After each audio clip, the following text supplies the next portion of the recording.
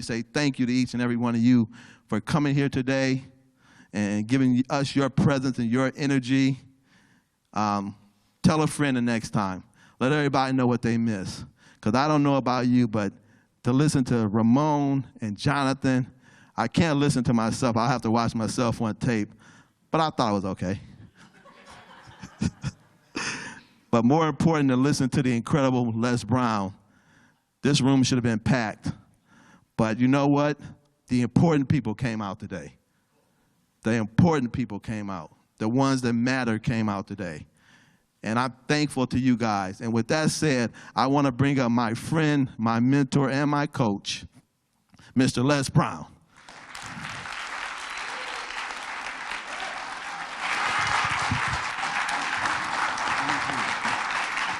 Thank you. Thank you. Thank you very much. It's a pleasure to be here with you. Let's give all the presenters a tremendous round of applause for the work they did.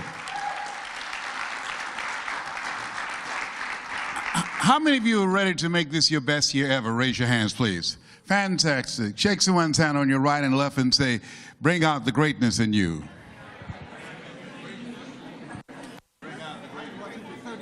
All right, yes, sir.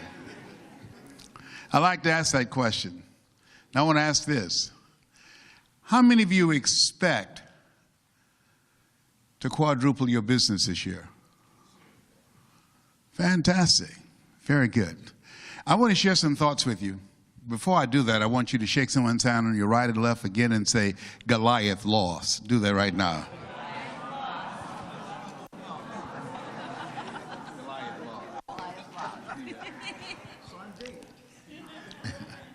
I want you to think about your goals and dreams. I want you to think about them in 3 categories. I want you to think about a personal goal. That's important to you. My first personal goal was to buy my mother a home.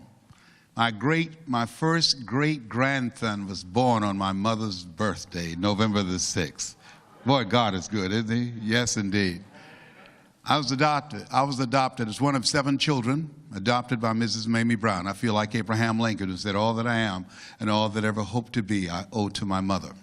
And God took me out of my biological mother's womb and placed me in the heart of my adopted mother.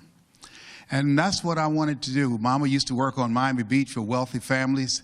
She cooked for these families, and they would say, Mamie, after we eat, you can pack up some food and take it home to those 7 children that you have adopted. And she cleaned homes and she kept their children, and we wore the hand-me-down clothes of the children that she kept.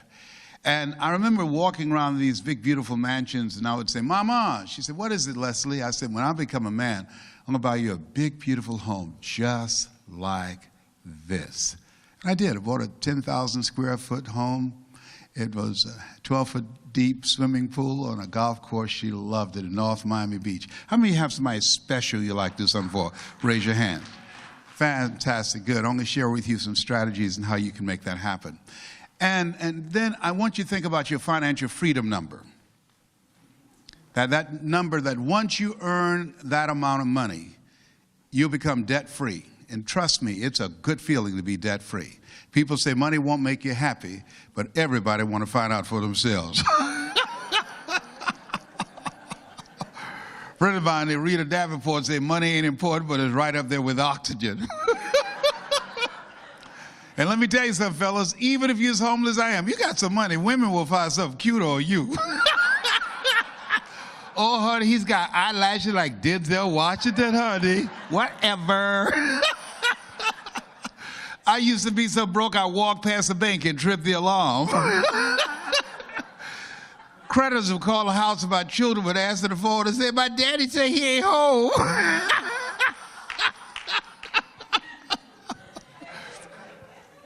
So I want you to think about your financial freedom number. And once you do that you are able to pay off all your bills, you'll be able to travel around the world. I've just finished in the last 2 months speaking on 4 continents. I was in Perth and Adelaide, Australia, and Sydney and Melbourne, Australia, Malaysia and Singapore, Johannesburg, South Africa, London, England, Japan. I always wanted to travel. How many like to travel? Raise your hands. Wanted to see the world. I was in Malaysia. I saw people dark as me, but long wavy hair, and it wasn't a process either. I said, y'all ain't got no concholine here. I mean, you got to see the world. It's a big world out there. It's fascinating to see. And so I want you to think about your financial freedom number. Think about it, write it down, or just have it mentally. And whatever that number is, I want you to multiply it 100 times. 100 times. I have found in my 69 years on the planet that most people fail in life not because they aim too high and miss.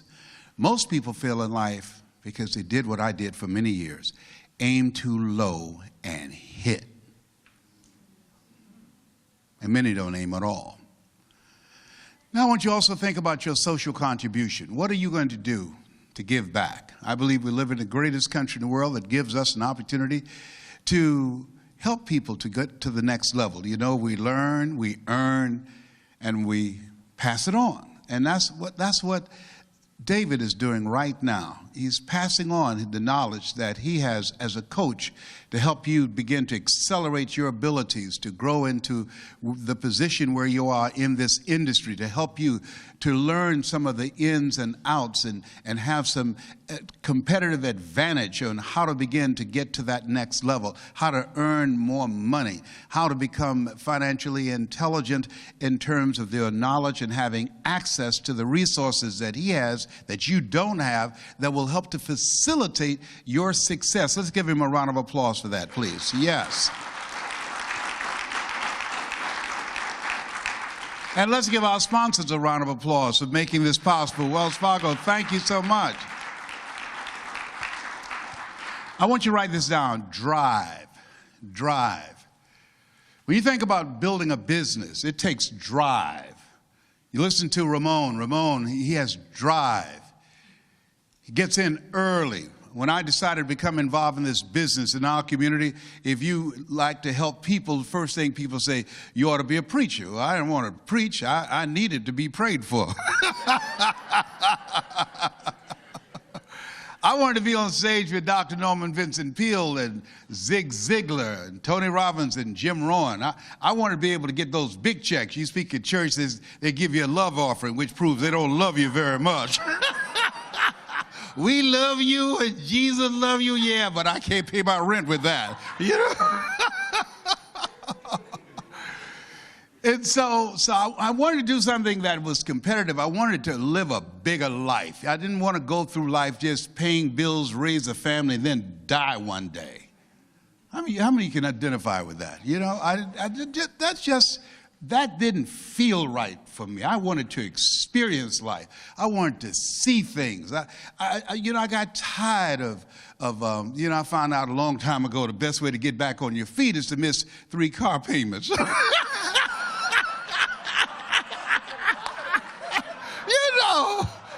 I'm just keeping this real up in here. You know, look here.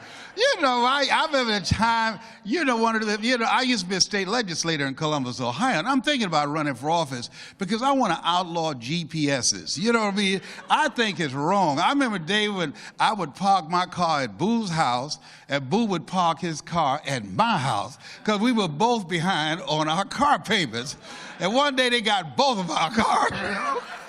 So I called the police. I said, hey, somebody stole my car. I said, who do you do your financing? GMAC. Well, why don't you call them first? You know? I said, no. They could not have taken my car because they don't know where that car is. So why don't you just call them first? And I called them. They said, no, Les, nobody stole it. We got it. I said, how'd y'all find the car? I said, Boo was behind on his payments too. So they got both of our cars, man. Oh, my God. Boy, this thing called life. So I remember when they would turn our water off, we knew how to turn it back on. I'd turn our lights off. We had a long extension cord. We put it in Miss Curry's. Oh, Oh my goodness, my son said something the other day. Daddy, what's an ice box? I said, boy, you have never seen an ice box. When I was a little boy, they said, ice, man. They would say, most of y'all too young. They'd have an ice truck come by, and you buy a block of ice for 25 cents. You know, with all the technology they have, when I was a little boy, David, guess what? We have something that they don't have today with all the technology they have today with the iPhone and the iPad and the Samsung. We had cordless irons, Red. You would heat an iron with some sterno heat, and you have to iron real quick before it get cold. I'm not making this up. This is real. I'm 69. Don't I look good for 69? Go ahead, give me a round of applause. Don't hate, don't hate, don't hate. And I don't dye my hair either because I have an allergic reaction to dye. But I do use mascara. I just went to the bathroom, I missed about 3 or 4 gray ones. Now, baby, you're going to need a paintbrush, huh? Yeah, sometimes you got to touch this thing up. You're going to need a paintbrush. I can hook a brother up, all right? I'm going to send y'all something free. I had to speak for, I mean, you know, sometimes you got to get real, all right? You know, you can tell I'm very comfortable with myself, all right? My children said, Daddy, you look distinguished with your gray hair. I said, 69, I'm not trying to look distinguished. I'm trying to look young. So I had to speak in the Georgia Dome to over 80,000 people. And at the end of my presentation, somebody was there from the Department of Commerce. They said, Mr. Brown, do you have enough energy to give another speech? I said, no, I'm tired. Well, sir, we can pay you a full fee of $25,000. I said, the Lord is able. You know, Red Fox said, money can't buy you happiness, but it can make a big down payment. So they took me over to the Georgia World Congress Center, and people very close to the stage, Red. And so I looked in, and I'd been sweating and perspiring after speaking to over 80,000 people. So I went in the restroom, and I started covering the gray that I sweated out and, you know, getting it all together. So I came in, the lady said, there he is, Les Brown. And she wanted everybody to know that she knew me, and she held her cheek out. And I kissed her on the cheek. And left this big black smudge on her face. I didn't know what to do, so I just sat down. So somebody down front said, there's something on your face. She said, what are they saying? I said, I don't know. So finally, one nosy lady came down there, opened up her purse, and gave her a mirror. Now, nobody asked her to do that. Getting in the Kool-Aid don't know the flavor. She looks in the mirror, sees the big black smudge on her face, looks at me and said, how did this get here? I said, well, do you think this rubs off? Now, at the end of the session, if I kiss you on your cheek, do not be amazed or embarrassed. I knew to use waterproof Mademoiselle. All right. I had to switch over. All right. Everybody, let us sit together, have some fun. So as you think about your goals, the goals that you want to achieve, your financial goal, as you multiply that 100 times, as you think about someone special you like to do something for, and you think about your social contribution, and this is why I encourage all of you, if you have not signed up for the coaching program that Nayland has, I think it's a very good program that you should become a part of, and I'm glad to be a strategic partner. Why? Because the name of the game, in order to win today, I want you to write this down. Number one, it takes mindset. Mindset. How do you explain people going to the same college, graduate, study from the same books? One goes out and get a job, another one goes out and start a business. How do you explain that? It's mindset. How do people working in the same office, working the same area for the same real estate company, and one does extremely well, the majority of people don't. How do you explain that? You know, how do you explain that? I don't know. My twin brother, I was just talking to him last night. I got to call him there and apologize. So I just got aggravated with him. You know, it's just hard working with family members, you know. You know, he works in a prison. I hate that. I hate that. He's 5 minutes older than I am. earning $25 an hour, $15 an hour. I get $25,000 an hour. The average American earns $21,000 a year. Now, I don't say that to impress you, but to impress upon you the difference between my brother and I is mindset. He was saying some things to me last night. He was talking. I said, Wesley, shut up. I don't allow you to spew that kind of poison in my mind. Let me tell you something. You know why most people don't live their dreams? They're living their fears because their minds are full of head trash. That's why my favorite book says death and life is in the tongue. It doesn't say life and death is in the tongue. Death and life is in the tongue. Because most people speaking death. And he was speaking death over his situation. I said, tell me the number. I don't want to know about the problem. You know the problem. I don't want that. Don't use me to dump on me. Tell me the number. Because that's why you're calling, the number. How many of you know your relatives have a marketing strategy when they call you? They have a marketing strategy. You know, and his voice gets low. What's wrong? I'm just depressed. And I knew I shouldn't have asked, why are you depressed? All these bills and everything. Wait a minute. If you keep doing the same thing in the same way, you'll get the same results. Nothing's going to change. How many of you know people that are perpetually broke? Raise your hands. They're perpetually broke. They're volunteer victims. In order to begin to quadruple your income and take your life to another level, let me tell you something. I said this earlier. You have something special. You have greatness in you. I don't even know you, but I can tell you, based upon my own experience, that what you've done is only a tip of the iceberg of what's possible for you. And the key to it is that you got to have drive. If you're casual about your dream, you will end up a casualty. If you listen to Ramon, he gets in there early. When I decided to become a speaker, I had resigned from the Ohio legislature in Columbus, Ohio, and went back to take care of my mother. My brothers and sisters called and said, Leslie, Mama can't take care of herself. She has breast cancer, and we're going to put her in a nursing home. And I said, no. They said, we knew you were going to say that. Margaret, and get on the phone and talk to this fool. Listen, all of you, listen to me clearly. That's not going to happen. Leslie, you just got elected to the Ohio legislature. This is on us. I said, no. I like politics. I just got elected, but I will leave. I will be there. Don't touch her. And I was out of Columbus. I left my furniture and everything and was there in 3 days. And when I opened the door, Mama started crying. She said, I knew you were going to come. See, I had a problem. How can one woman raised 7 children who couldn't take care of themselves, but 7 grown people couldn't take care of one woman? And they weren't doing it to be mean. You know what? They just couldn't afford it. They couldn't afford to do it. So they thought that was the best option. And so I wanted to say to you, as you look at yourself, there's a new book out. I encourage you to get it. It's called The Road to Your Best Stuff by Mike Williams. He's my mentor, Mike Williams. I met him. I was just a disc jockey in Columbus, Ohio. The Road to Your Best Stuff. You can get it off Amazon. Be the best investment you can make in yourself. He said, Brownie? I said, yes. If you're casual about your dream, you will end up a casualty.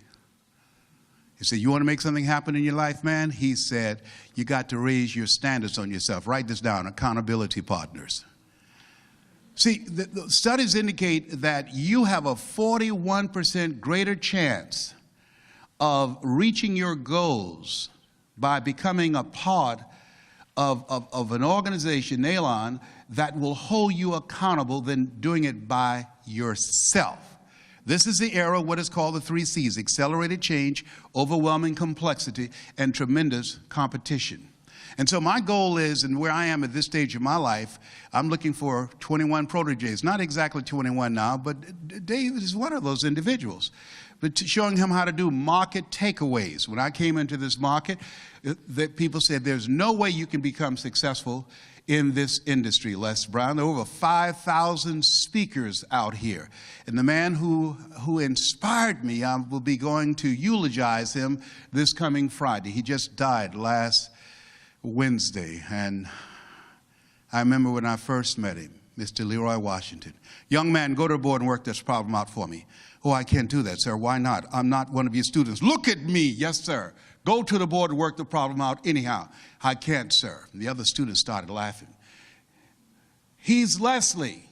He's got a twin brother, Wesley. His brother's smart. He's DT. What's DT? He's the dumb twin. And the kids erupted in laughter. And I said, I am, sir.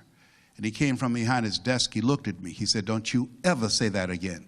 Someone's opinion of you does not have to become your reality. And that was a turning point in my life. On one hand, I was humiliated. But on the other hand, I was liberated because he looked at me with the eyes of Goethe, who said, look at a man the way that he is, he only becomes worse. But look at him as if he were what he could be, then he becomes what he should be. Everybody, let us say together, drive. Let us say together, accountability partners. And so when you have Nayland as your accountability coach, what it does for you is, and write this down, it allows you to have someone in your life who can see what you can't see. Mike Williams has been my coach for 44 years. He saw what I could not see. How many of you ever smelt somebody's breath? It was offensive and you didn't tell them. Raise your hands, please. Yeah. Psychologists call those scotomas. I was a disc jockey when he met me at Columbus, Ohio. And he said, Les Brown, Brownie. I said, yes. I was walking down the hall. I had a big afro and a dashiki and my tennis shoes and jeans. And he said, Brownie, you are more than a DJ. You're more than the man about town, Les Brown. You have greatness in you. I said, me? Mike, come on. Now, mind you, I was a morning personality. Look out, baby. This is me, Les Brown. Come on, Wilson Pickett. Turn on your soul spigot. Aretha Franklin with respect. Come on, Riri. Coming down to rap like a neck-to-bone champ. This is Les Brown, LB Triple P. There were none before me. There will be none after me. Therefore, that makes me the one and only. Young and single and love to mingle. Certified, bona fide, dubitably qualified to bring you satisfaction and a whole lot of action. Look out, baby. I'm your love man. I was back